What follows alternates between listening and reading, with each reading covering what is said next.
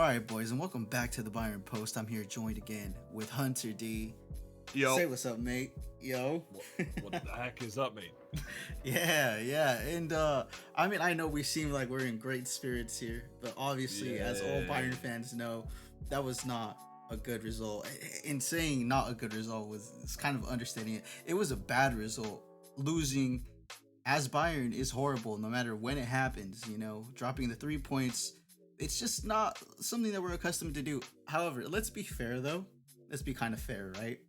Yeah. We did have, I believe it was in the range of about 13 players missing from various things, COVID related injuries, and just it's a mess, man. It is a mess. Honestly, I'm surprised that match was not canceled or postponed. I mean, at least postponed. Yeah. I'm surprised it wasn't postponed. But then again, I'm also not entirely surprised because it was the first match to start off the second half of the Bundesliga calendar, and the big money names with Bayern and Monchengladbach, a good fixture. So I don't know, what were some of your initial ideas? Let it all out. Oh God, where do I start? It feels like a therapy session when you say let it all out. No, but oh God, mate, like when we started, we started off, we had a good 15-20 minutes from when we scored. We were all over them. We did, but yeah. I don't know what Pavard was thinking about how France was. Well, oh yeah, by the way, I just wanted to get this in there. Not Sven's fault. Leave Sven alone. You know what I mean? No, for me, it's he got a hand to the second one and he got a foot to the first. So he did all he could, but it's just Pavard and Zule for me. Pavard was thinking about how France was better than Bayern, and Zule was probably thinking of how many McDonald's there are in England or something. You know what I mean? That would be an interesting statistic if anybody could find that out. But yeah, it was bad. It was horrible defending, and not to all the other English football reviewers, they'll use this word shambolic, but it really was that. It was complete shambolic terrorist defending. It was bad. They switched off completely for the first goal. I mean, the second goal as well, but it's just I remember on a couple of occasions, Sule literally just stopped running. He was nearly there and he just gave up. Or he just let the ball keep running. Pavard and him were just headless chickens sometimes. They just completely forgot. It's they thought they were still on their little winter break or something, they weren't fully there. But listen, it's bad no matter which way you slice it. It is definitely the defense's fault. I do believe Sven should have done better though. He on one of them could have, yeah. On one of them, look, I'm okay with him letting in a goal because it could have, it's Borussia it's Borussia Monchengladbach, the superior Borussia for me, in my opinion, and it's with all those shots, one was going to happen, but I really would have wished that he could have saved the second goal. I believe he was the closest to saving the second goal than the first one. The first one was a little, but the second goal, I feel like he could have.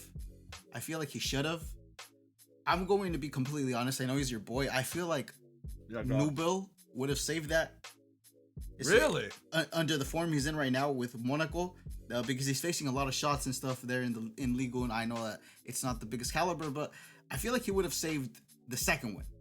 I don't know about the first one. I feel like the first one would have still got in, but the second one, the first one was completely down to the defense.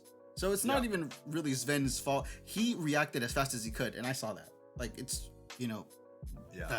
but the second one, I feel like he had more time. So it is sad to see. It'd be hard for any goalkeeper, down with your feet. That's a hard save to make either way. I reckon even Neuer would have had trouble doing that. But yeah, it is what it is. Oh well, I'm not gonna slate him too much because I feel like apart from those two mistakes, I don't think he had a really that bad of a game. He kind of made up for it by a couple of saves. I don't know if you saw the one where it was offside or something, and he came out, he rushed out, and he was brave and stuff. And when Pavard slid tackled to put it out for a corner, and I don't know, but yeah, he I think he redeemed himself, but it's just the fault of our attack that we couldn't finish our chances, for God's sake. It's just Sven did all he could in my eyes, but yeah, anyway. I digress. Sven did do pretty well for the remainder of the game.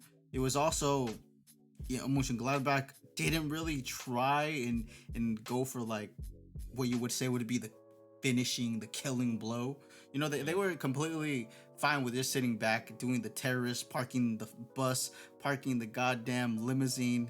It was, bro, they were doing everything they could. And it infuriates me so much because Borussia Monchengladbach will do everything they can to not lose to us or to beat us, They'll do everything. I honestly feel like they would rather be relegated than to lose to us.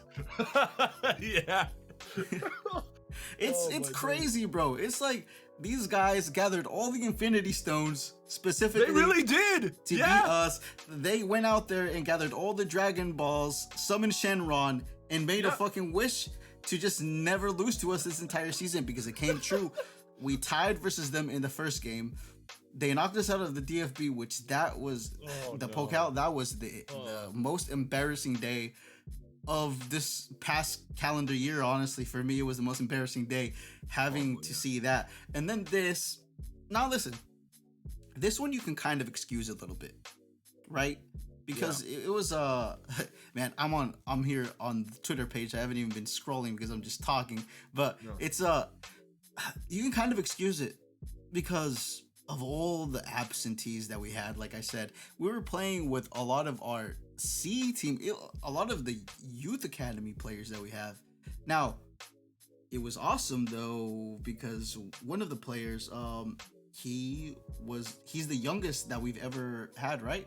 The Paul Wanner, I believe. Yeah, Paul Wanner. I think he's like the youngest player. No, the second youngest because I think Mokoko is the youngest ever to make his debut or something. For us, I think. Yeah, because Musiala is 18, isn't he? Mm-hmm.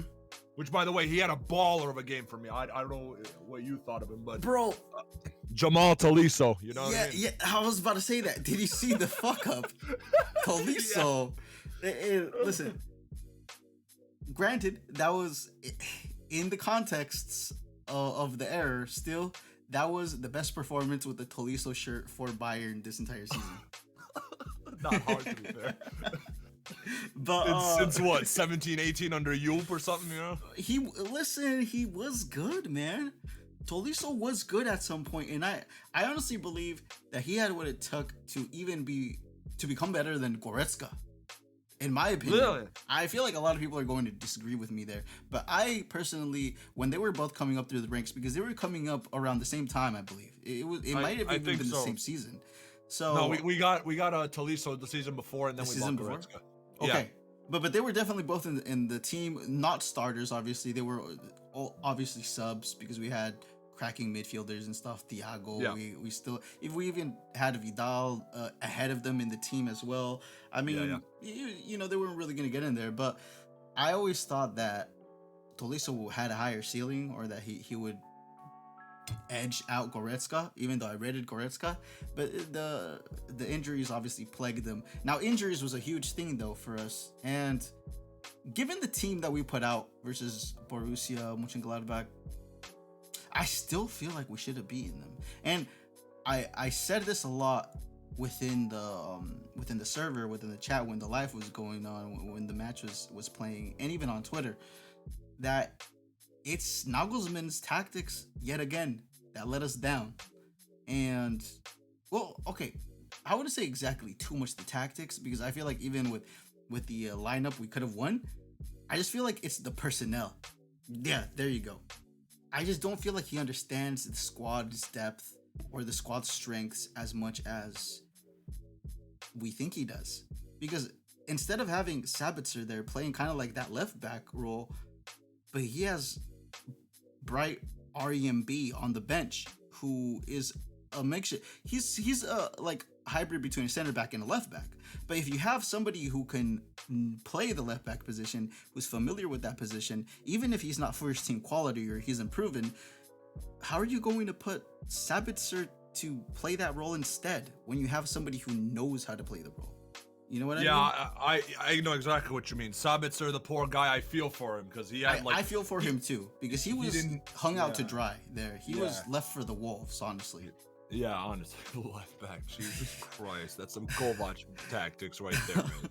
Oh my, it's like what? And also a bit of the tactics. I feel like there wasn't that much intensity because we were passing around the back with like 2 minutes to go. We were passing around with Sven Ulreich and Zule in our own box. It's like what? I was infuriated. I was also infuriated. I was like, bro, put the ball up on the pitch. It just somebody kick it forward. God damn, let's see if we can get one last attack. But I also feel like Tillman was the wrong choice in personnel for this specific lineup as well. Because we already have Thomas Mueller up there. We already have Lewandowski. We have Gnabry. I feel like we needed somebody who's a little more, I would say, infamous for getting into those positions. And personally, listen, seeing that kid's debut, his name keeps slipping me, but seeing that kid's debut, I would have probably even preferred to having him to start instead of Tillman.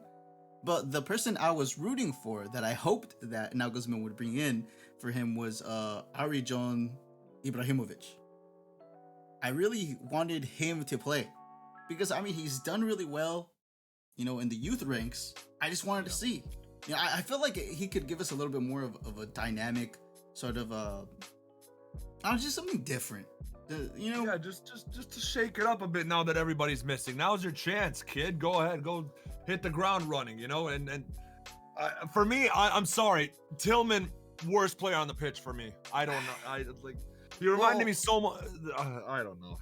Granted, he is a youngster. He's this is like one of his first matches for us. All right, cool. I'm not gonna slate him too much, but for me, worse than Sabitzer because. Oh well, you can't really say that because him and Sabitzer were our weakest links. Sabitzer because he was played completely out of position in a position he knows nothing about, and Tillman because the formation doesn't suit him because he was kind of playing like this left mid center attacking mid hybrid, which is weird.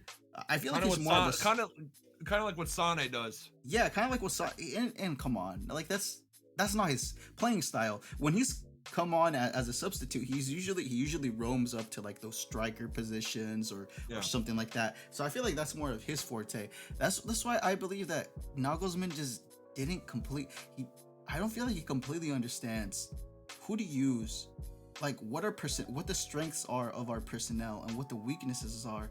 Like, okay, if he wanted to go for this formation, listen, I'm not gonna say anything too much because, like, you know, we're short on people. Okay, fine, it makes sense, you know, but like at least put REMB, somebody who knows how to play that left back position, at left back instead of Sabitzer. And actually, here's the thing, he could have just not started Tillman, right? Put REMB where he put Sabitzer, and then slide Sabitzer further up the pitch where he had Tillman. Yeah, exactly. And then our midfield, it would be Sabitzer and Gnabry on the wings. Yeah. And Roca and Musiala and Müller. Don't you think that would have worked a little better? I think that, yeah, for sure. Because REMB, like you keep mentioning him, I remember he played against Atleti. Remember in last season? He did pretty damn solid. He did all right, yeah. Against Atletico Madrid. Yeah, exactly. And not some scrub team, you know. Not like what? Mainz or something or something. I'm going to tell you, I feel like Atletico and Gladbach are on pretty similar capacities. Oh, yeah. So I feel like if he could do it against them, he could definitely do it against Gladbach. I just feel like it's one of those things that Nagelsmann overthought it. He overthought it a little too much. He put on his Pep Guardiola masterclass UCL semifinal hat. And he just tweaked everything. It's just a little too much. But yeah, I mean, I wasn't a fan of seeing Lucas Copado come on. I feel like that's Salihamidzic, his nephew, right? It is, yeah. I wasn't a fan of seeing him come on instead of Arjan Ibrahimovic or REMB. Like, me not even seeing one of them two come on when Nagelsmann finally made the substitution, that's the moment where I'm like, okay, you know what? This is an L. Nagelsmann clearly doesn't get it. Like, I feel like he knows the starting 11 and the substitutions, like the backups to our starting 11 to a degree. Like he's pretty familiar with them now. But I feel like in these situations, when we really have to go deep into our squad, he doesn't get it. And I feel like that's fair to say, given what happened. But like we just said, we kind of came up with a better formation already. Just don't start Tillman, start REMB at left back, push up Sabitzer where Tillman was playing, and then after that you can make the substitutions later in the game. Like in the 60th minute, you could bring Tillman on, as reinforcement. You can bring on Ari John. You can also bring on the kid that he brought on. I mean, it's but it sucks, man. It sucks. Paul Wanner, I need to remember him because I was impressed with him personally. I feel like he did better than Copado. He has some slick movements and he has some good passing. He's promising. I hope. And also, go on. But I heard somewhere. Sorry to cut you off. I heard somewhere that his contract runs out this summer. So does it? I hope that they extend him at least another year or two because he does look promising, in my opinion. Yeah, I couldn't tell you because I from like the 80th minute onward, I stopped caring. I was like, yeah, all right, we lost. Yeah. But even just to, I'm sorry, I just remembered this again. Going back to Zule, like he was, or was it Pavard? He was doing like fancy back heels to try to get it off the striker for it to go off for a goal kick. It's like, all right, cool, I get it, it worked. But like, hello, you're losing and you're trying these little fancy. Come on, man. Like, I'm not one to say, oh, Pavard out, Pav Disney, whatever, and take the piss out of him. But I'm just saying, like, you know what I mean? Like, no, seriously. Pavard did save us on like there was a specific occasion where he did like he made a great interception and then went to a corner kick. But yeah, him and Sule were really switched off. Sule for me though was the biggest offender, and I'm going to be honest with you. Listen, Sule has what it takes to be one of the best center backs in the entire world, I feel like we can all agree on that. But the thing is that his heart is simply not in Munich. He wants to leave. I feel like that's pretty evident at this point. He wants to leave. He fancies the Premier League. That's kind of his dream. I'd say let him go. Let him go. And if it was up to me, I would give the opportunity to promote Nianzou and Chris Richards to have one of them vie for that third center back spot.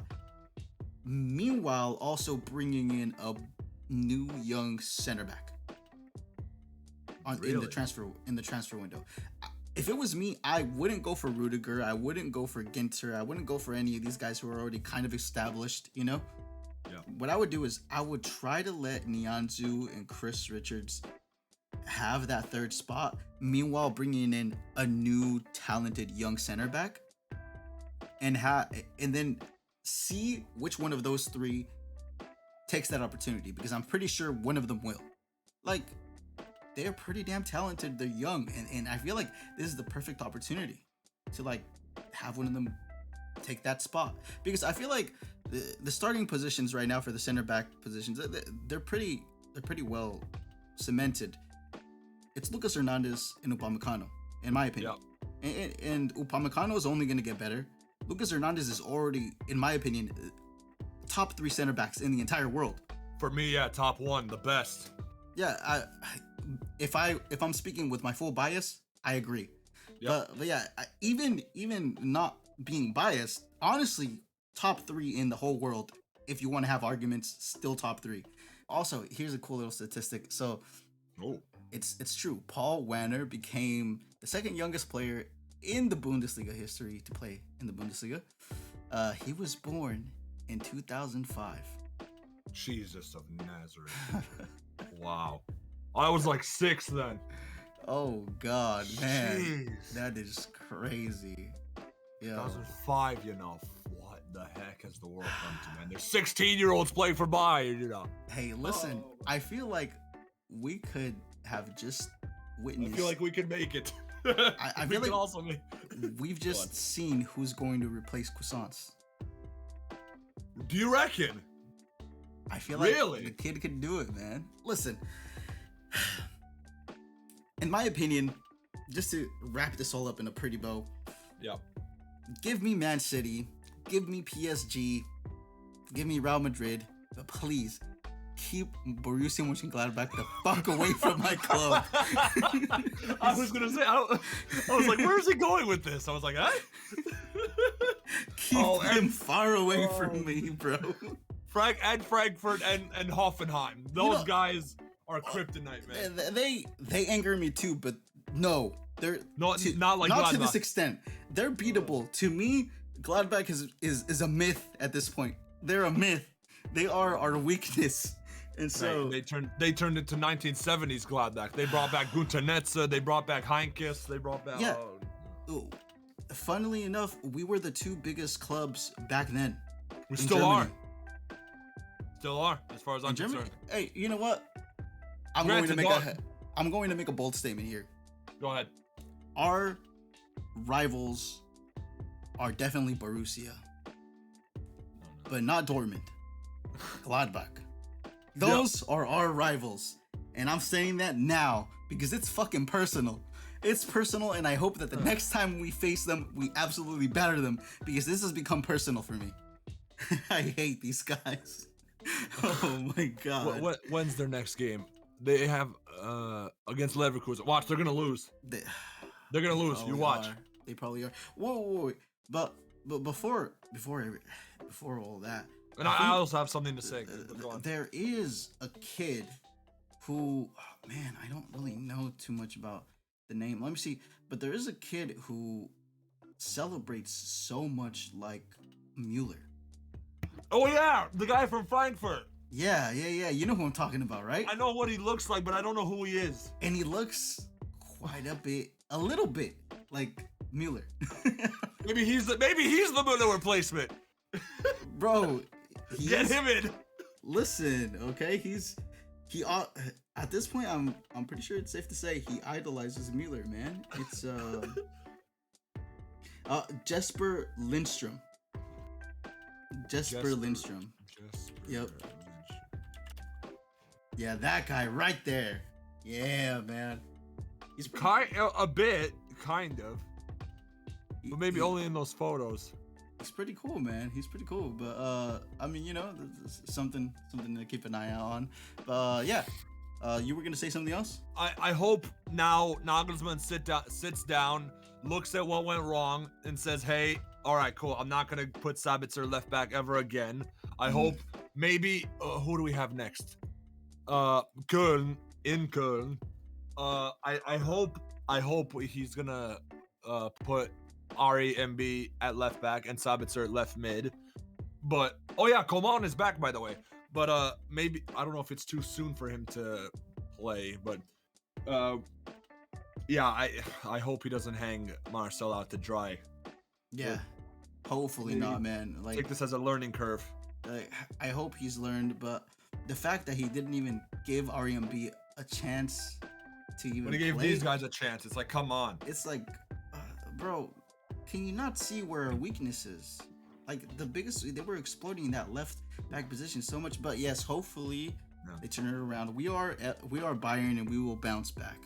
Amen. Because that is what the biggest teams in the world do, and we are the biggest there is in the world right now. So, with that being said, listen, guys, I thank you guys for tuning in. Hope you guys found some good little laughs here and there, and it's on to the next one. Thank you, Hunter D, for joining me again. We're back. Yeah, sure. Thanks for having me. And mia san mia, guys. Take care. Peace out.